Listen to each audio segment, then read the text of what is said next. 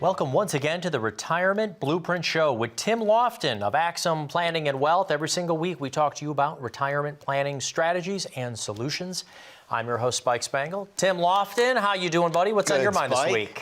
Oh, man, I tell you, we got some stuff to talk about today. Man, you know, we just recorded an hour of radio. You're Mr. Studio today, buddy. Oh, it's exhausting.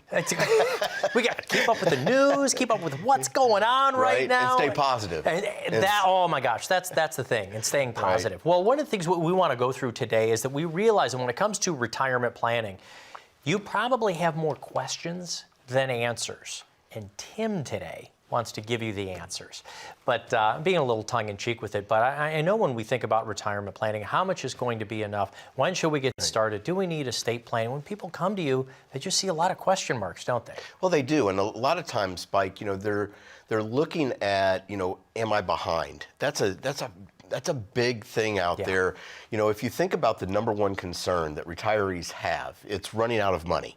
Mm-hmm. That I have not saved enough, I'm not going to be prepared, that something's going to happen that's going to derail what I had in mind that my retirement was going to look like. Yeah. And but so many different things today, those different factors are things that are a bit out of our control. So I want to ask you about a lot of them, including inflation and taxes and the market volatility. But you are correct. Again, we just talked about this on the radio program. Millions of Americans are feeling like they are behind. It's funny because the poll, it was a 50-50. 50% of folks were saying, I feel like I'm on track. Right. As you went deeper into that question, we noticed that even though people are feeling on track, the average retirement savings for those at the age of 60 is $173,000. Which is scary. That's not going to get it done. It's not going to get it done. And I think that's one of the issues, is that false sense of security that sometimes people feel like, I'm okay. You know, and a lot of times that comes from them asking their friends or looking at what their family has. And they a lot of times don't have the whole picture. For example, you know, they may talk to somebody who has $500,000 put away, but that person also has a large pension, Social Security, maybe there's 2 pensions in the house with both spouses. So it's difficult when you just ask somebody, hey, how much do you have put away for retirement? And they give you a number without knowing the specifics. Yeah. And that's where it becomes interesting for you, because I know that you're seeing clients every single day during the week. He's not seeing clients on the weekends. If it's an emergency, you can give him a call. You can call our phone number down there in the bottom of the screen, schedule your own appointment. But every week you're seeing folks, and that's the thing, is that the number is different for every family that comes in. As Absolutely. You said, somebody might have $500,000 saved, and with their lifestyle, the way they've set things up, that'll last them for 30 years. There's some people who might have $1 million saved, $5 million saved, and they'll burn through that in 5 years. It's about lifestyle and knowing how much you're going to spend. Are you surprised at how much people don't realize they actually spend per month when they come into your office? Well, I think it's kind of hit or miss. A lot of people have an idea of the outflow of what's going out. They know what's coming in, and they've gotten into they have a budget, but they don't have a budget. They just kind of know the ebb and flow to it. But transitioning to retirement is a different deal. You know, you're no longer getting that paycheck in the mail from work. You're getting in that paycheck in the mail from your portfolio, from Social Security, from pension. And it's a different strategical approach in retirement than what got you to retirement. You had just mentioned something, once again, while we were on the radio show. Boy, we spent a lot of time in there in the last few weeks. Was that there's a difference between short-term, long-term goals. The goals for the money, the goals for what I'm trying to accomplish. So we're not doing the same kind of spending over 30 years, I guess is what you're saying? Well, it does change. And if you think about, you know, retirement, and the very definition of it is, I've gone from knowing that 8 to 10 hours of my day are a lot of times going to be spent at the office. Now I've got 24 hours a day to do whatever I want. And so you need to think through that on what that spend looks like. And like you mentioned, everybody is different. You know, some people like to travel. Okay, well, what kind of travel? You know, are you traveling to Europe? Are you traveling to, you know, the state parks here in the U.S.? You know, what type of travel are you doing? Are you flying first class? Are you flying coach? Or are you not flying at all because you don't like airplanes? Yeah. Now, even when it comes to vacation planning, these unknowns, the question marks that we're talking about today, let's talk about that question mark of inflation. It really increased costs in spending, especially for those who are on a fixed income over the last year or so. Question mark of inflation. Where is it going in the future? Supposedly, it's been coming down, but I don't feel like I'm spending less, at least not a lot less recently. What kind of inflation number do you put into planning today? Usually we're looking at a 3% inflation on average, and definitely the last couple of years that has been extremely low relative to where we have been. But if you look at, the historical, the last 50 years, 75 years, 3%'s a good number. The problem is what you just brought up, Spike. Inflation has, according to the numbers, come down just a little bit, but nothing has gotten less expensive. So our dollar's still not being used in the way that it was being used just 18 months ago, because it's getting eaten up. And that's what inflation is. It's a slow erosion of purchasing power. We just happen to see it kick us in the face these last, year or so. Yeah. But normally we don't notice. I talk about my mom a lot on the show, right? She calls me up and she's just like, hey, my money's not going as far as it did, and I got this big raise from Social Security, and it's not enough. Yeah, but that raise from Social Security was in arrears. You already spent the year spent it. But, spending things at 9-10% higher, and I feel a lot higher on things like food and gas and especially healthcare. Right. And you got that, in the spring later, but it is too little too late. The cost of living adjustment has been announced for this year. I think it'll be right around the national average or its historical average, around a 3%. But is that enough to just keep up with inflation? You've got to make sure you've got it into a retirement strategy, which for you is the retirement blueprint that you created. Why don't you take us out to break here? We're going to talk to them about your retirement blueprint. So the retirement blueprint is a process. It's our process. It's our trademark approach to making sure that you can retire and stay retired by designing for you an income plan, an investment strategy, a tax plan, an estate plan, and also looking at things like long-term care, how to claim Social Security, when to claim Social Security, and pensions. Thank you so much, Tim. We're going to take a very short break. Please watch the message following this. This is the Retirement Blueprint Show with Tim Lofton of Axum Planning and Wealth. Call the phone number you see here so you can get started on your own complimentary retirement blueprint. More with Tim Lofton right after this. It goes back actually when I was 11 years old. That was the first time I discovered what not having money felt like. I remember being in Sunday school class and one of the parents came in to let us know that the ski trip, which was kind of a rite of passage at 12, was coming up. And so I got my permission slip and class got out and I was that kid. I was like running through the church and up the stairs and weaving in and out of people and got into the sanctuary, and I looked at the very back of the sanctuary and I saw my mom, and she was there with 2 or 3 other ladies and they were talking. And I took off at a dead sprint and I'm waving this piece of paper and talking a mile a minute, and I get to her and she's like, wait honey, what is it that you're saying? And I said, Mom, I said I can go. Like, I'm going to be 12, I can go. And she's like, go to what? I'm like, the ski trip, the youth group ski trip. And I'll never forget, she got down on one knee and she wrapped her arms around me and she said, baby, she said, we can't afford that this year. And it wasn't the disappointment of not being able to go on the trip. It was the look in her eyes that she couldn't afford it and that she couldn't do that for me. And I really think that put me on the path of having a heart for helping people get to retirement, to be able to stay retired and to live their best life. And that all starts with advice. And that's what I chose to do for a living. Welcome back, Ohio. This is your Retirement Blueprint Show with Tim Lofton of Axum Planning and Wealth. I'm your host, Spike Spangle. Today, we're trying to help you with some of those question marks that you might have in retirement. Oh, Timmy, here we go. Here's a big question mark. Social Security, Social man. Security. Is it going to be there? Are we still going to have it? You know what? I wish I had a patented answer for that didn't include. Is this one of the most common questions you're getting a lot It when is. folks come in? It is. And just to be clear for the people watching the show, when I do this, that is not helpful at all to what is going to happen with Social Security. I mean, listen, for however many years they've been telling us on, in very small print on the little sheet they send us out on our birthday that Social Security is potentially going to decrease. The numbers are anywhere from 20 to 30%. And, the question in our office, Spike, is that going to happen? Is that really going to be a thing? And you know what? I don't know.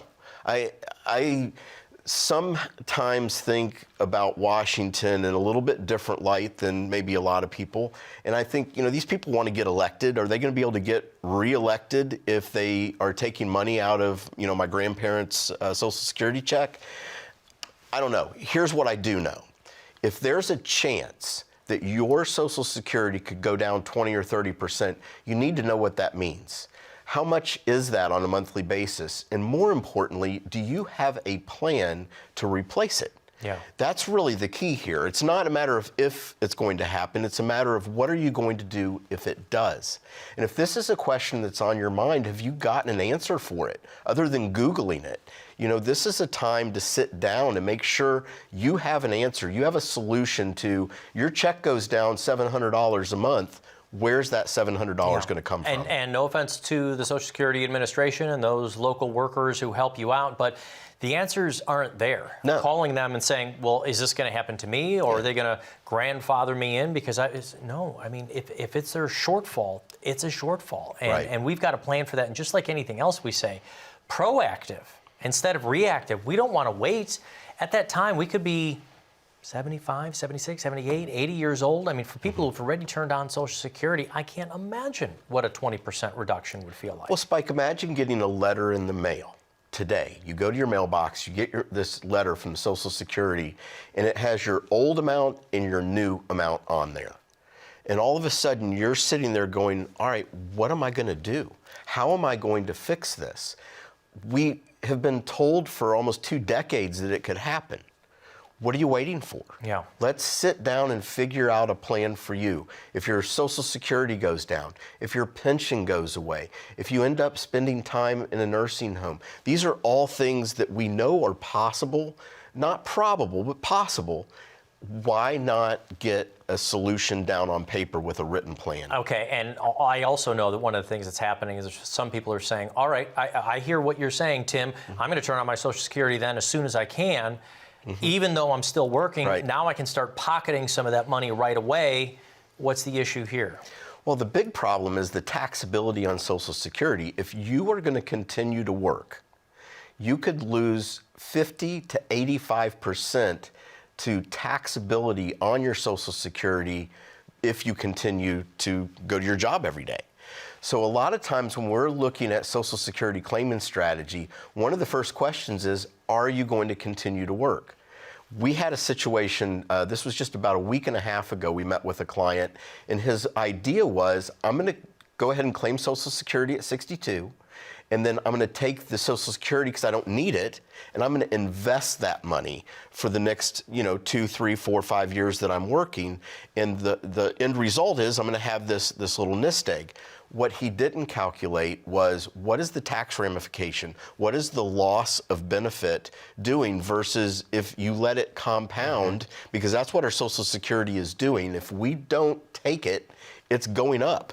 And there was some numbers. We don't have to go through them. You're welcome to look them up on your own on that wonderful search engine known as the internet.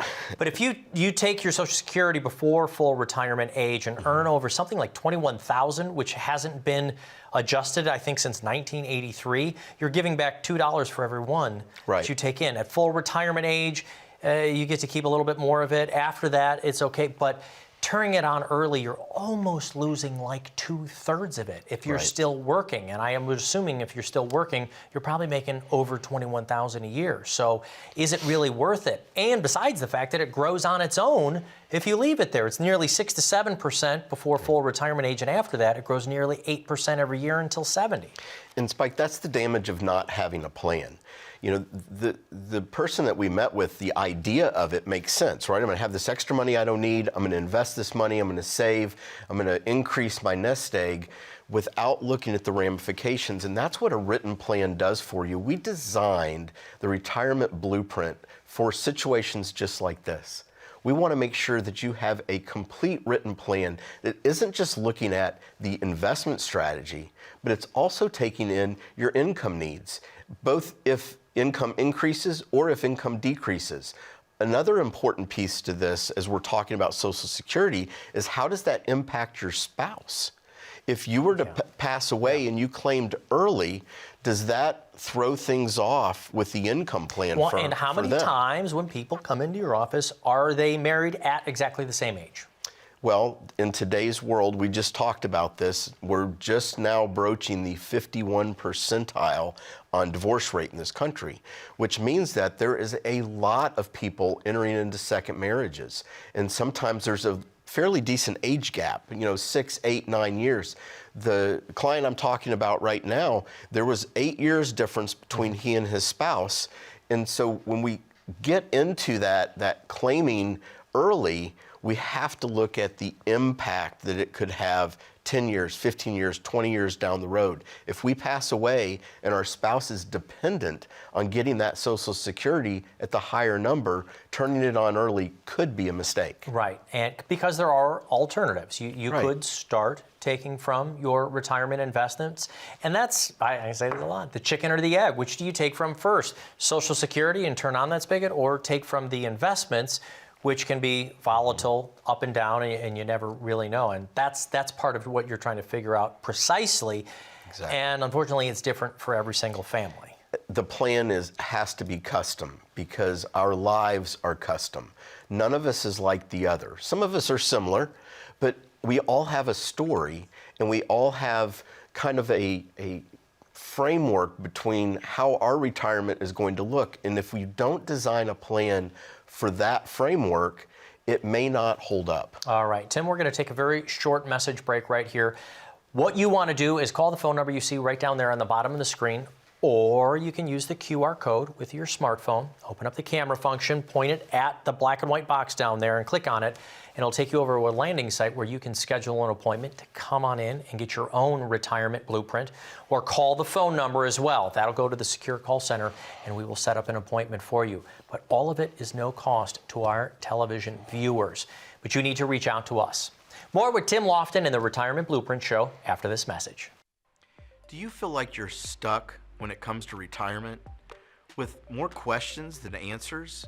For example, do you understand the impact inflation will have on your savings? Are you prepared if something happens to your spouse? How will you replace their income? Is your estate plan up to date?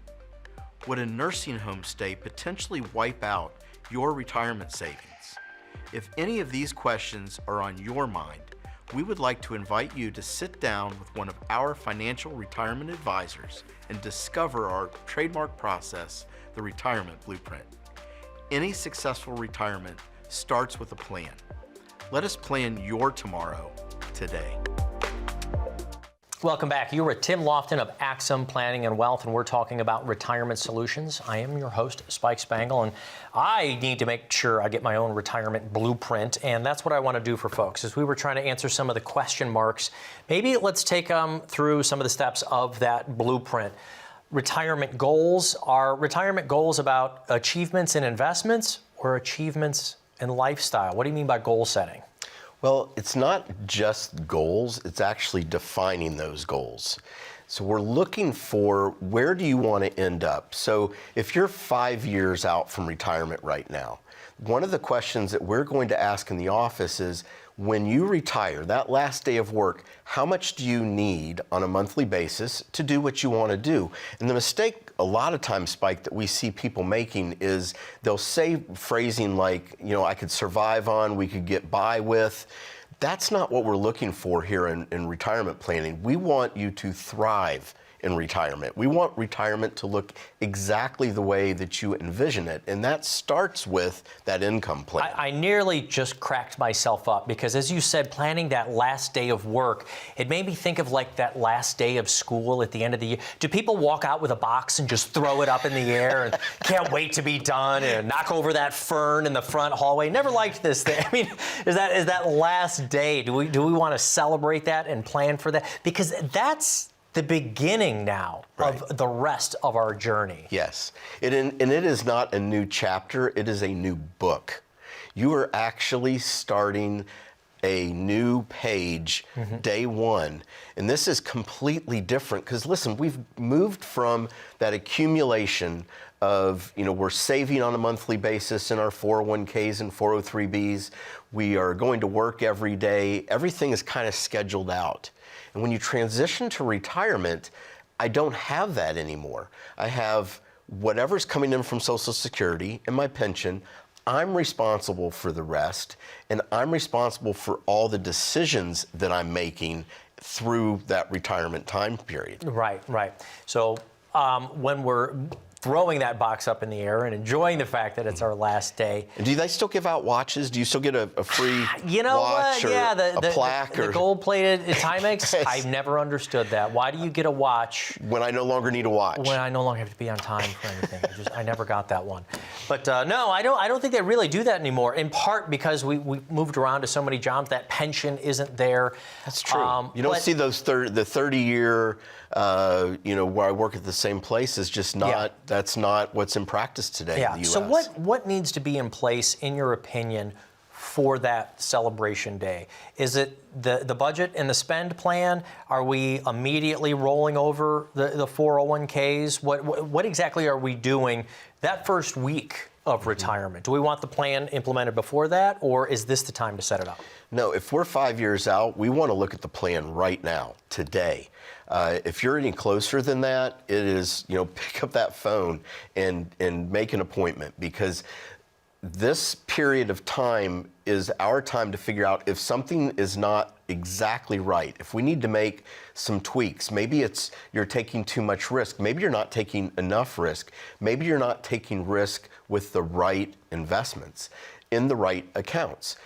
All of those things need to be put to bed before we get to that last day, so that we're not kind of walking out with a to-do list. Our to-do list is already done. We know exactly what's going to happen day one of retirement. How critical is it, in your opinion, to be debt-free before we get to retirement? Do we have to be the goal? I mean, I get it. We want to pay the house off, but there are things like good debt, bad debt.